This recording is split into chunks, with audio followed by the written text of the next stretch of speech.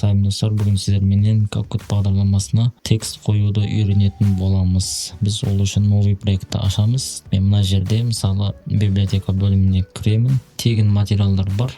Солардың ішінде мысалы мына жерде кез келген фонды алсам болады. Мен мысалы мына фонды аламын және оның жанына қосып мына фондарды қосып аламын. Мінекей жүктеп аламыз. Бұлардың барлығын пайдалану тегін. Мінекей добавить. Міне бізде осындай фон бар екен. Барынша барлығын бірдей қылып көрсетемін сіздерге. Мына жерде текст бөлімі бар. Текст бөліміне кіреміз. Мына жерде инструменттер бар. Мысалы мына бірінші тұрған енді жасанды интеллект жайлы бұған арнайы бір сабақ өтеміз. Тоқталып, ал мына жерде қазір міне добавить текст деп тұр. Біз бірінші болып осы сабақтан бастайтын боламыз. Мыналардың әрқайсысына тоқталып өту керек. Бұлардың да әрқайсысы тоқталып өтуге тура келеді. Қазірше біз добавить текст дейміз. Мысалы мына жақта текст шығып тұр. Мен мысалы текст деп жазып аламын. Ал енді осы жерде мына кнопканы басамыз. Сосын мына жерде бірінші болып бізге CapCut бағдарламасы шаблондарын предлагать қылады екен. Осындай кез келген шаблонменен сіз анимация істемей-ақ дайын текстті осылай қойсаңыз болады деген сөз. Яғни сіздің өзіңіздің видеоңызға осындай дайын шаблон шығады. Осыны бір рет таңдап өзіңіз осылайша қойсаңыз болады деген сөз. Ал мен бұны қазір пайдаланбаймын. Бұл жайында кейін түсіндіретін боламын. Мына жерде шрифті бөліміне кіреміз. Өзіміздің текстімізге керек шрифті таңдап аламыз. Менде мысалы мына шрифттардың ешқайсысы мына текстке переменить етілмей тұр. Сол үшін мен өзім арнайы қазақша шрифт деп жүктеп алдым. Яғни мінекей өздеріңіз көріп тұрғандай Друг край блот деген шрифт бар екен қазақша. Осы шрифтқа мысалы мен мықты қазір Q деген әріп жазамын, U деген әріп жазамын, O деген және Ö деген. Мінекей қазақша әріптерді осы жерде осы шрифтті жүктеп алсаңыздар, сіздердің қазақша жазған тексттеріңізге осы шрифт жұмыс істейтін болады. Болмаса, мына жерде басқа шрифттар бар. Мысалы, орысша, русский шрифт бар екен. Мықты енді қазақша жазулар болса, бұл жерде орысша шрифт өзі оқымайтынын барлығыңыз жақсы білесіздер. Сол үшін мына жерде бүткіл қазақша шрифтті оқитын Drag край блот деген бар екен. Осыны жүктеп алсаңыздар болады. Кейінгі орында шрифт жайлы сіздерге жалпы түсіндірдім. Мына жерде шрифттің түрлері көп. Кез келгенін жүктеп текстіңізге пайдалансаңыз болады. Мен мына жерде өзімнің шрифтімді пайдаланамын. Ал мына жерде шрифтті добавить ететін болсақ, мысалы добавитті басамыз, сосын мына жақта мой шрифт және менде өзіңіз көріп тұрғандай мына загрузки деп тұр. Дәл осы загрузкада менде жүктеп алғанмын шрифттарды. Мінекей шрифттар шығып тұр. Өзі арнайы өздеріңіз көріп тұрған болсаңыздар, мынау сәл темный цвет, мына яркий цвет болып тұр. Бұл дегені мынау шрифт емес деген сөз. Мына шрифт деген сөз бұны CapCut бағдарламасы оқиды деген сөз. Мысалы мінекей шрифт 2 шрифтті жүктеп алдым. Мына более жирный екен, мына более тонкий шрифт екен. Мен мына жирный шрифтті қойдым. Енді мына жерде екіншісі көрсететін болсақ, мына жақта стиль. Мына жерде бізде дайын стильдер тұр.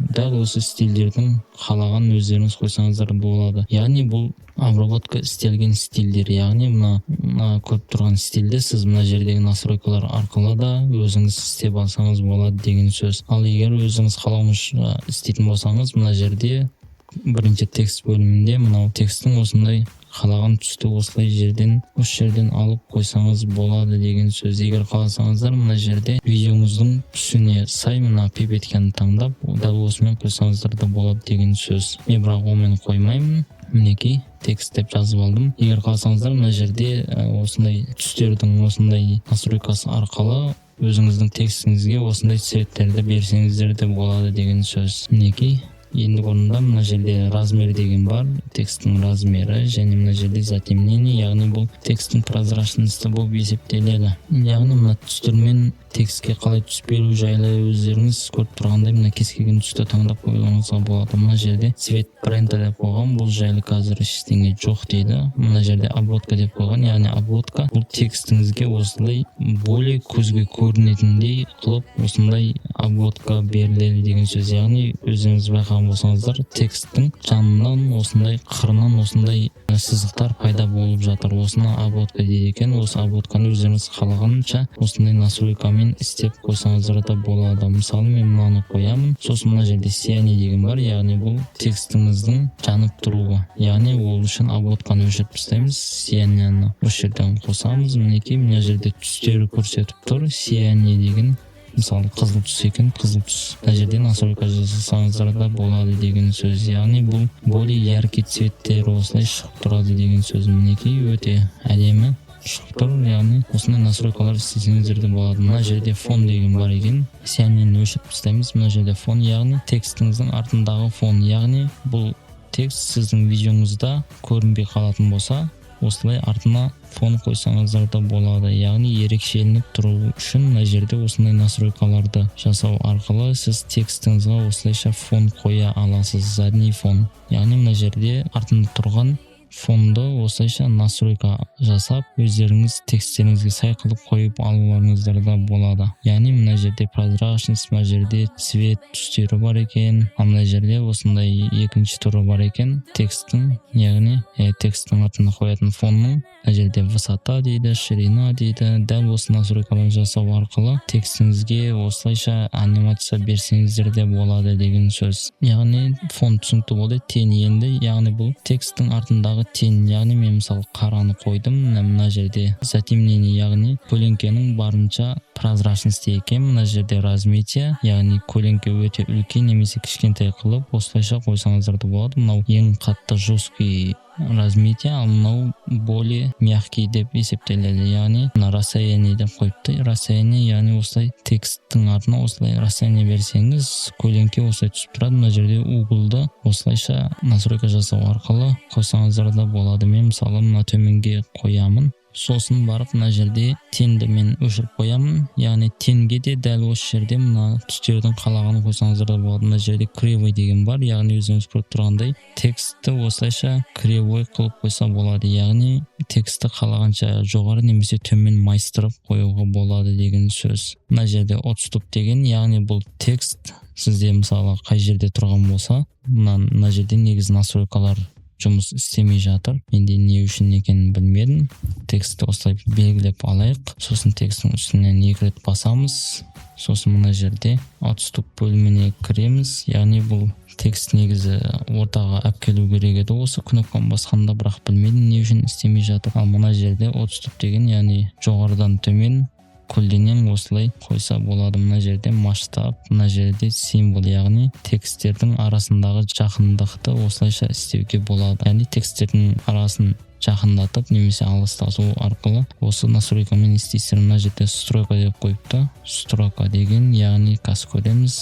Строка деген бізде білмедім не үшін істемей жатыр екен. Яғни бұл настройкалар сіздерге түсінікті болды деп ойлаймын. Мына жерде осы настройкаларды істесеңіздер де болады деген сөз. Кейінгісі мынақта жирный шрифт, яғни шрифтіңізға дәл осы настройкалар берсеңіздер де болады. Мысалы қалың шрифт, мынау подчеркнутый, мынау курсив, яғни мына астындағы подчеркнутый сызылған. Дәл осы настройкалар қоюға болады. Мына жерде капитализация деп қойыпты, бірақ бұл бізде істемей жатыр. Бұл ағылшынша шрифттарға істеуі мүмкін. Яғни сіздерге тексттің жалпы стиль бөлімін түсіндіріп өттім. Енді мына жерде эффекті бөлімі бар. Мына жерде эффекті бөлімін кез келгенін жүктеп алып қойсаңыздар да болады. Мысалы, маған мына эффекті ұнады. Мына жерде эффектінің жанрлары бар.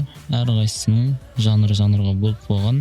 Мынақта про деген, мына жерде трендте жүрген эффектілер. Сосын осы кез келген эффектіні алып жүктеп текстіңізге қойсаңыздар да болады деген сөз. Мына жерде ендігі кезекте анимация, яғни ввод деген текст басталғандағы анимация, ал вывод деген текст бітіп жатқандағы анимация. Дәл осы анимацияларды сіздер осылай таңдайсыздар, және мына жерде осы настройкалар арқылы өздеріңіз анимацияның ойнау уақытын осылайша басқарып қойсаңыздар да болады. Мына жерде зациклит деген, яғни бұл ортаңғы анимация болып есептелінеді. Яғни мына жерде скорость қойып қойыпты, яғни анимация ойнау жылдамдығы, яғни тез немесе баяу ойнап тұратын қылып осылайша настройка беріп қойсаңыздар да болады деген сөз. Мына жерде өте көптеген анимациялар бар. Неке қалаған анимацияны осылайша текстіңізге пайдалануыңызға да болады. Мына жерде егер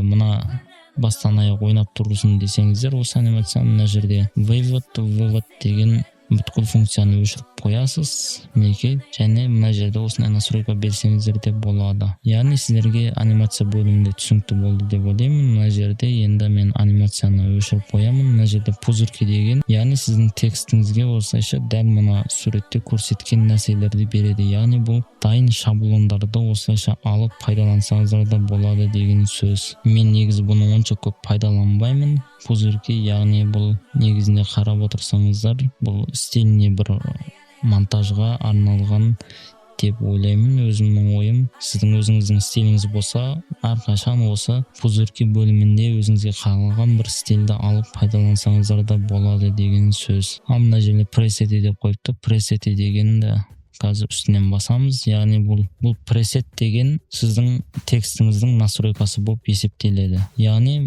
мысалы мына жерде пресет деген текстіңіздің настройкасы. Яғни мен мына жерде текстке осылайша шрифт таңдаймын, мына жерден шрифт таңдаймын, сосын стилін таңдаймын, сосын оған эффект таңдаймын, сосын оған анимация беремін. Осылайша мына жерден осылай беріп, соңында мына жерде сохранить как пресет деп істеуіме де болады. Сосын мына жерде пресетті істегеннен соң осылай бізге бізде шығып келетін болады. Текстке істелген анимациялардың барлығы осылай бізде пресет болып сақталады. Пресет жайында кейін сабақ өтетін боламын, түсінікті болу үшін. Яғни мінекей біз мына текст қойдық. Енді мына жерде дәл осы текстіміз керемет көрініп тұр. Негізінде мінекей мына жерде енді текстіміз мына жерде чуть-чуть бөлек көзге көрінбей тұр негізінде. Мінекей енді мына жерде осы текст алып видеомыздың кез келген жеріне осылайша қоюыңызға да болады. Егер қаласаңыздар осылай видеоға соңына дейін осылай ручной созсаңыздар да болады. Егер ручной керек емес десеңіздер, мына жерде постоянный деген бар, яғни бастан аяқ осы бір текст тұрады деген сөз. Яғни сіздерге текст бөлімі түсінікті болды деп ойлаймын. Мына жерде основной деген бар, яғни сіздер мына жерден осылай настройка істей алмасаңыздар, мына бөлімінде осы бөліммен настройка жасауларыңызға да болады. Яғни өздеріңіз көріп тұрсыздар. Мына жерде слой деген бар. Бұл жайлы кейін сабақ өтетін боламыз. Қазірше бізде слой жайлы сабақ бастамадық әлі. Біз қазір текст жайлы сабақ өтіп жатырмыз. Мына жерде эффекті деген бар. Бірден осы жерден эффекті бөліміне кіріп, текстіңізге керек эффектіні қоясыз. Мына жерде отслеживание деген бар. Бұл жайлы біз кейінірек сабақ өтетін боламыз. Яғни мына жерде дәл осы текстті көшіріп алып, екіншісін дәл осылай үстінен басып, мінекей екі рет басамыз, сосын осылайша өзгертсек болады. Яғни мінекей бізде готовый стилімен бірге сақталды. Мінекей өздеріңіз көріп тұрған болсаңыздар, текстті дәл осы жерде мынақтан кесіп, осылайша ара қашықтығын осылай қоюларыңызға да болады. Сосын мына жерде текст керек емес десеңіз удалить етуге болады. Мінекей дәл осы настройкаларды жасау арқылы мына жерде анимация бөліміне кіріп, бірден өзіңіздің текстіңізге мына жерден анимация берсеңіздер болады. Яғни анимация берген кезде, мысалы мен мына текстке мына анимация берем, ал екінші текстке анимация беру үшін мына выборетті басып, сосын текстің үстіне басып, мына жерден анимация бөліміне кіріп, сосын барып осылай анимация беруіме де болады. Немесе дәл осы тұрған жерінде екінші текстің үстіне басамын, дәл осы жерден анимациясын осылайша өзгертіп отыруыма да болады деген сөз. Яғни әрбір текстке жеке-жеке анимация беретін болсаңыздар, дәл осылай текстің үстінен басып ақ осы жерден ақ анимация берулеріңізге де болады деген сөз. Яғни сіздерге сабақ түсінікті болды деп ойлаймын. Келесіде кездескенше